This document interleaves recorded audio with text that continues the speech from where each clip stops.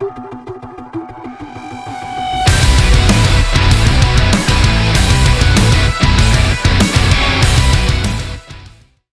today we're going to look at the song Grave by my band Through Arteries. It came out November 13th. We're going to be looking at a couple of the drum elements. We're going to look at the kick and the snare.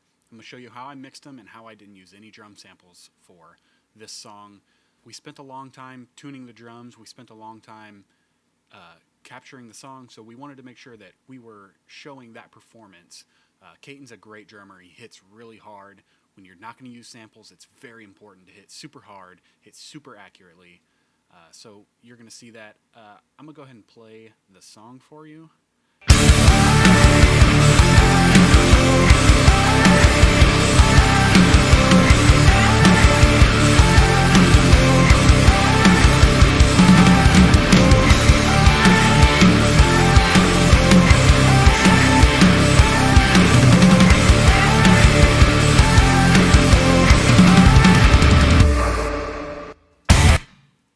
That's the chorus of the song.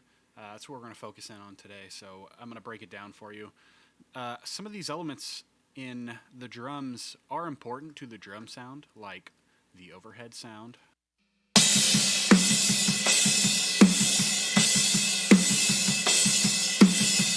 mean, you see there's a lot of snare punch in those overheads. The rooms.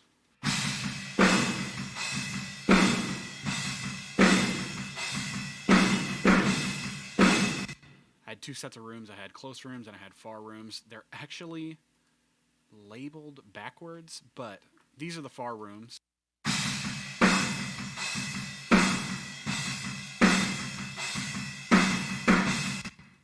And these are the close rooms, but it's going to be less.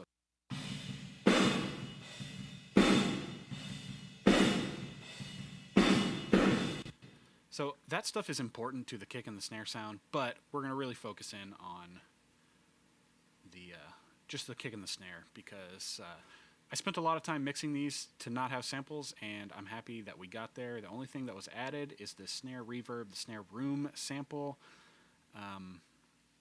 but no close mic replacement or anything. So I'll play it for you without the instrumentation.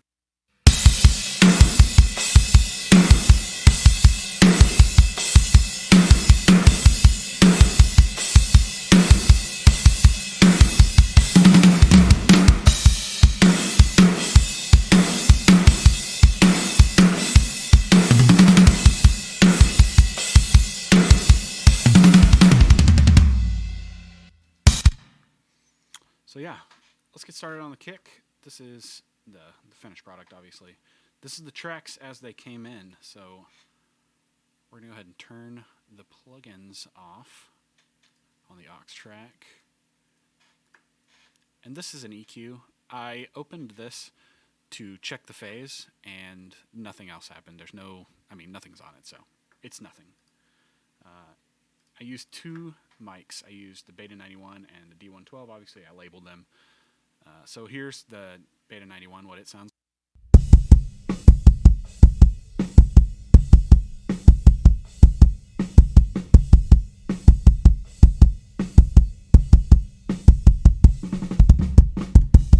And the D112.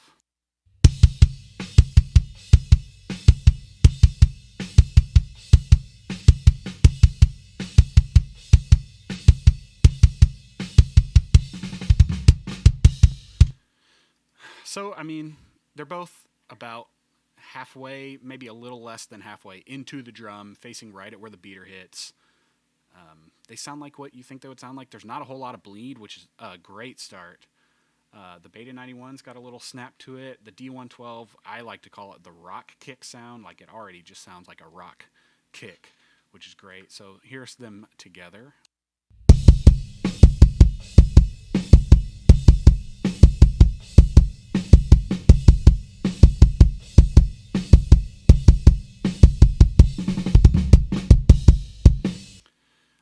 It's punchy. It's a little pillowy, a little soft maybe, and with all rock and metal kicks, we're gonna add a lot of top end. But for this song we used my Mapex Saturn Kick, and I think it's just one of the punchiest kicks I've ever used. I'm never disappointed with how it sounds. So let's start to look at how I processed it. By the way, the Beta 91, not only does it look like it maybe recorded a little louder, but it's louder in the blend also. So first thing I did, trim. I just took the volume down a little bit so that we hit these other things a little less hard. For me, this is the most important plugin when it comes to drums, and I'll show you I did almost no automation on this track. There's one spot at the end where the kicks were a little softer, and I needed to take the threshold here down just to catch. So for kick, no automation. You'll see the compression. This is essentially leveling out the volume of your kicks to a percentage where you want them, and then what I use it as also is a gate. So you'll see here.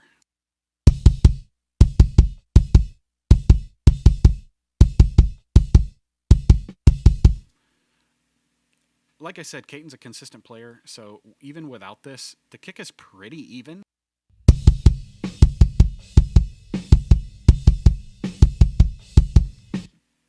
But this takes it really to the next level of consistent, very consistent kick.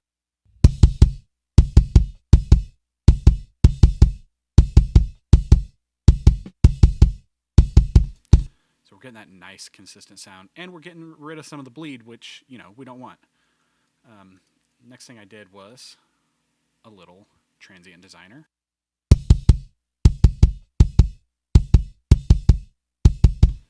So now we're getting some nice attack. That sounds, that's snappy. That's nice.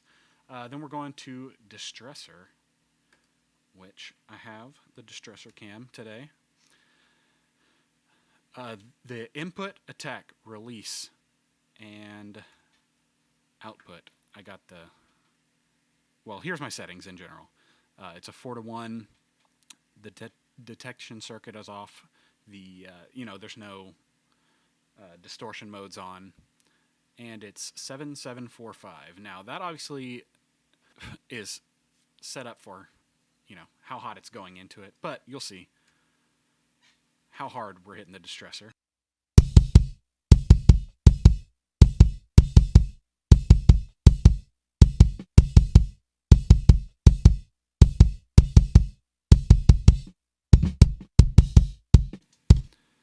So we're like 5 to 8 decibels gain reduction. I love the Distressor on drums. I love it on kick, and you're going to see I'm going to use it on snare as well. I only have one, so that's why I essentially have to print this through it, and then we'll move on to the snare. Next, we're going to add some top end with clariphonic.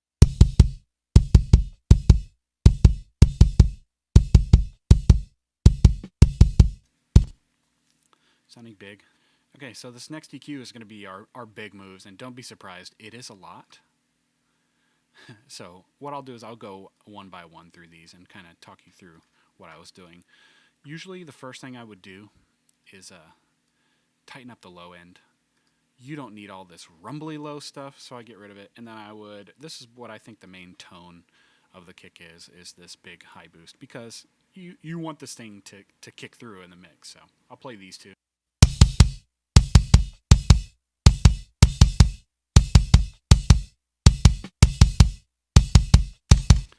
So now we're starting to sound like, a big rock metal kick. I thought there was a little too much kind of where the cymbal bleed is, but also like a weird overly clicky part, so I took some of this out.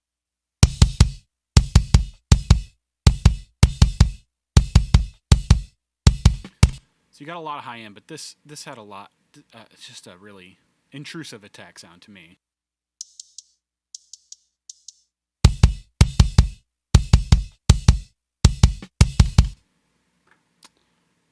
So we took that out. I want, it's kick. It drives your low end in your mix, so we added some low end.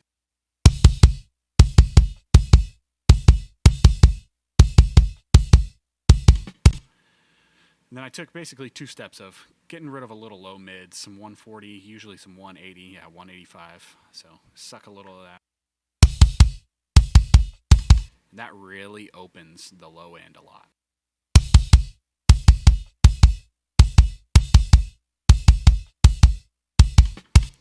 And then I always think this, like, what does this say? 476. Okay, unprecedented, but I added a half decibel.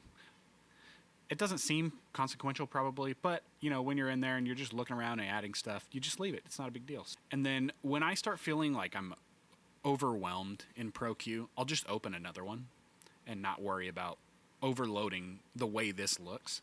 So this has a couple more moves that I did where I thought a little more of this mid-range could go, and that's 900, 700, and I added a little more 1700. So looking for more of that click, but not high-end click.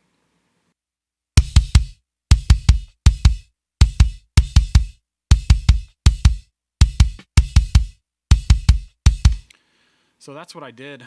And then at this point, I would print this down, which I did. And I added a little radiator, not even 100% mixed, 70% mixed.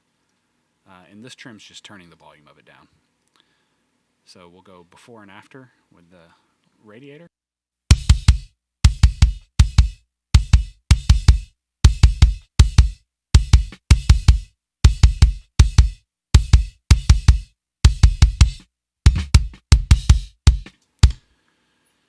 So yeah, that's it for the kick sound.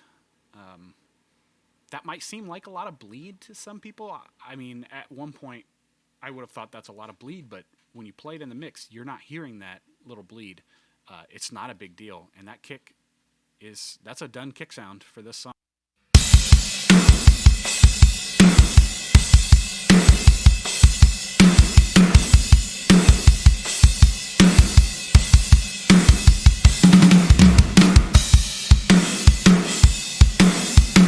The only other thing you'll notice is everything is sent to VCA, which is going out to an overstayer VCA compressor.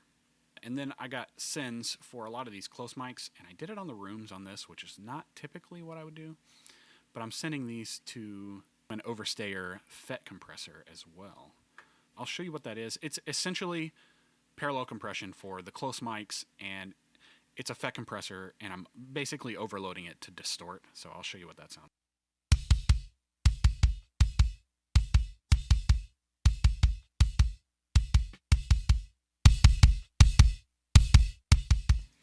So not super loud in the mix.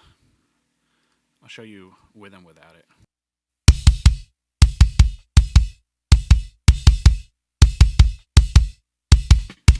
So just a little bit of parallel compression in that way for the kick.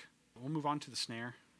The snare we used was a DW brass 14x8 snare, and I tuned it to D, which was perfect for this. I like the ring with the note with the D. And like I said, when you spend time tuning and you spend time getting good takes, and you have a drummer like Caton that hits really hard and really nice, we want to use that performance. So that's what we did.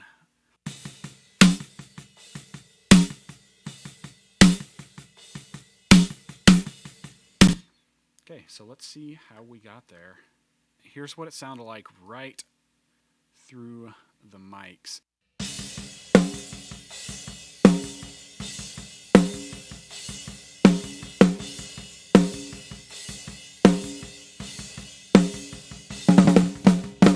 Not a whole lot of bleed from the cymbals, which is what you want.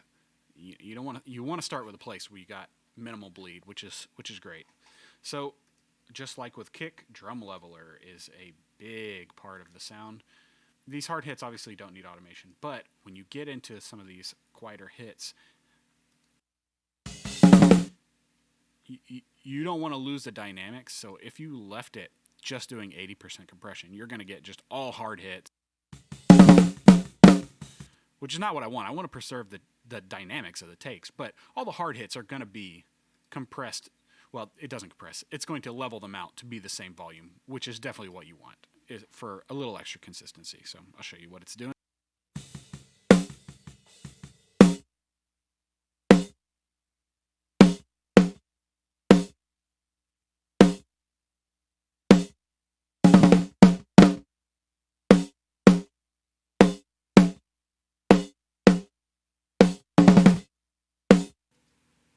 So you can see it's leveling them out. 80%, we're not going 100%, but 80% gets them very close. They're going to hit the Distressor at essentially the same volume, which is good. And, of course, heavily gating, giving it just enough time to get a little of that ring. We're not really getting a lot of the ring from the snare, from the close mic. We're getting it in the overheads. We're getting it in the room mics. So I'm not too worried about that. I want to get rid of cymbals.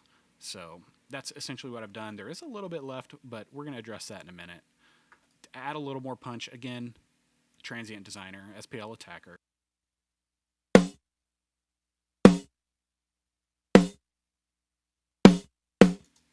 So a little punch. I did the EQ before the Distressor. Again, this is a lot, so don't get overwhelmed. But all these moves were something, so let's go through them. Really, the first thing I did was I thought this snare was honky in that mid-range, so I probably would have started with this big cut here. A wide bell and a thin bell.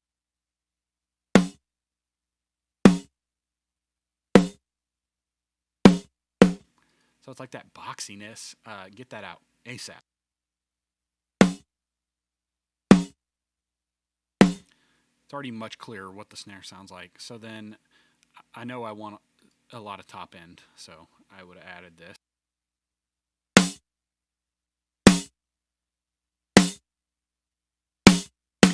That's a lot of attack. I usually do a little low cut just to tame it. There's a lot of cymbal left, so, I started carving out some of these frequencies where I thought, I'm still getting the effects of that high shelf, but I'm taking away some of these really harsh cymbal areas.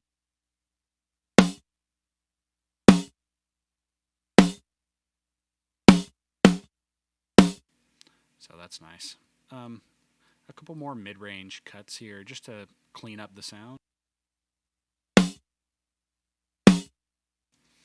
And I did a boost here at 180, which I don't always do, but you're essentially boosting the low end by cutting all this mid-range out. So, in a sense, I did. So I didn't do too much, just 2 decibels to bring up that, the low end of the snare more or less.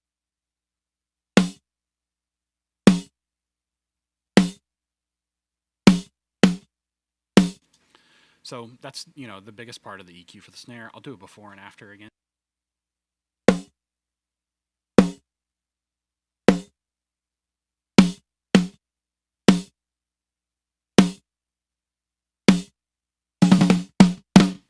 Cool, nice and punchy. I added 2 decibels also, so you heard it get louder. I said we're going to address some of that cymbal, so I did here with a multi-band on the top end. We're going to grab the snap, and we're going to try and gate out a little of that cymbal. So not too much range, only cutting around 10 decibels off. So we're not ever going to fully get rid of bleed, but we're going to do a good job taming it.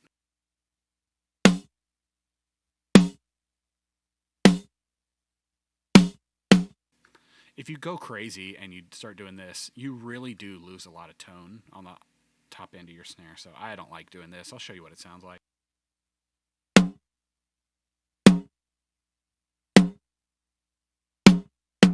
You do get rid of more cymbal, but to me it's not worth it.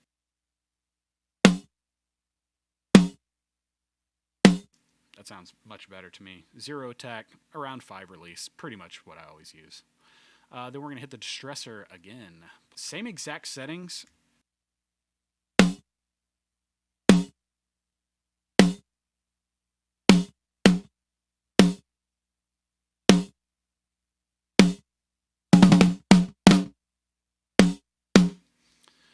So drum leveler, sending into the Distressor at, a fairly even level. So 5 to 8 around there.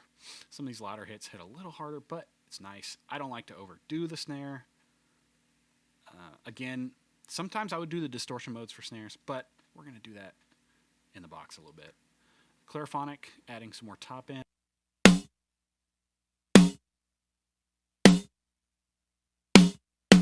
So I didn't want this to get compressed. I wanted to bring this after the compressor. Little radiator, one of my favorite plugins for drums, kick and the snare, close mics, specifically because you retain the punch and it distorts it, it makes it louder. It's a perfect plugin for drums, in my opinion.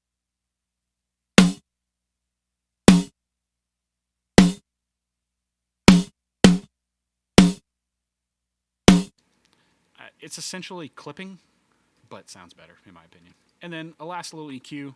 Still thought some of this like honky mid-range stuff was there, so I cut it out.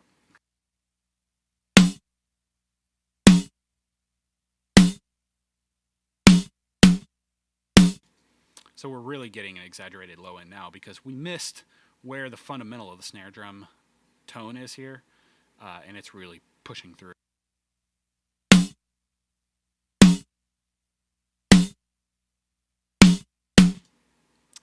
So I would have printed this just like we did with the kick, and the only thing I did is add Saturn.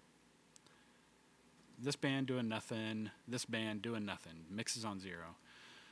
I saw Eric Valentine do this in a video where he kind of took where that mid-range is that I spent a lot of time cutting out, but I distorted it to maybe bring it in a nicer way. Here's before.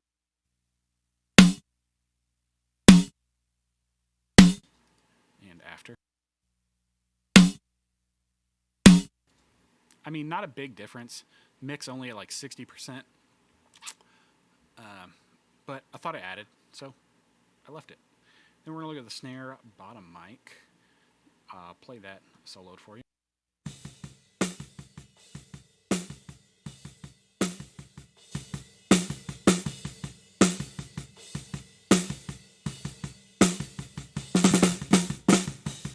A lot of people don't pay attention to their snare bottom mic, but for me, big, important part of the snare sound. So, just want to give a little more top end. We don't really need so much of this mid stuff. We don't need so much of the low stuff. I cut a lot of the low end out because we're getting that from the top mic. So we're just getting a little definition.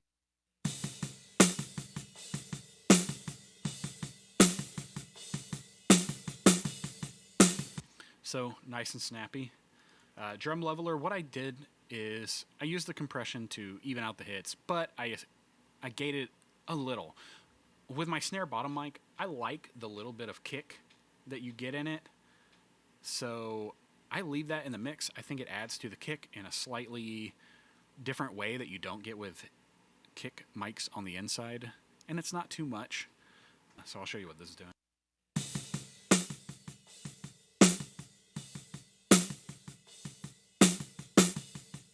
And then I had my Cush tweaker compressing it.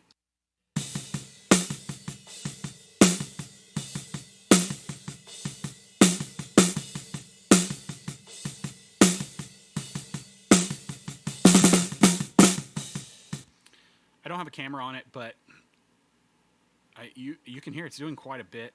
The tweaker doesn't even have decibel markers, so I can't even tell you how much compression I'm doing. But, I mean, it's a fair bit. So, yeah, I printed that down as well. It's down here. And both of these get sent to my FET compressor, doing that little bit of parallel compression and the little bit of distortion that it naturally does when you drive it hard.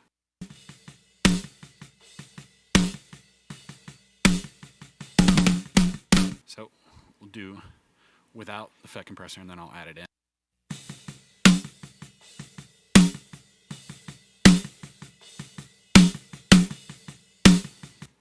You don't want to do a whole lot with your with parallel compression. So it helps push the transients up to the front. It helps push smack up to the front, which I really like. But yeah, that's how I got my kick and my snare. I'll play the chorus one more time.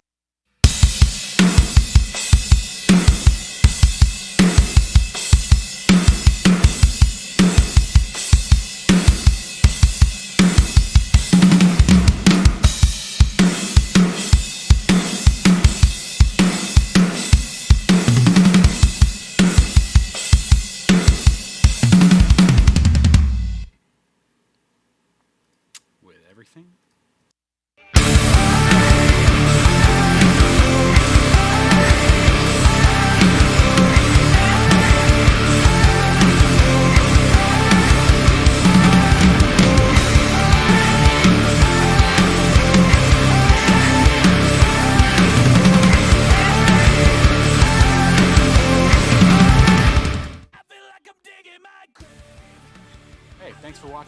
Did you like this video? Of course you did. Check out the video for our song Grave here, and subscribe to this channel for more videos in the future. Thanks.